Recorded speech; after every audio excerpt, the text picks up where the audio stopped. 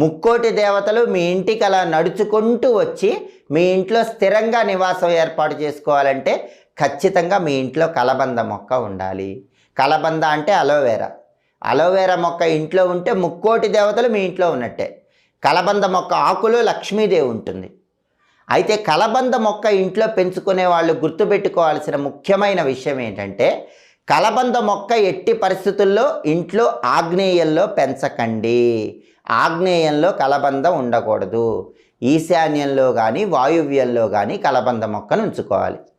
అలాగే కలబంద గుజ్జు తీసి శుక్రవారం పూట శ్రీ మహాలక్ష్మీదేవికి ఆ గుజ్జు నివేదన చేసి ఆ తర్వాత ఆ గుజ్జుని నీళ్లలో కలుపుకొని మీరు స్నానం చేస్తే భయంకరమైనటువంటి దరిద్రాలన్నీ పోతాయి.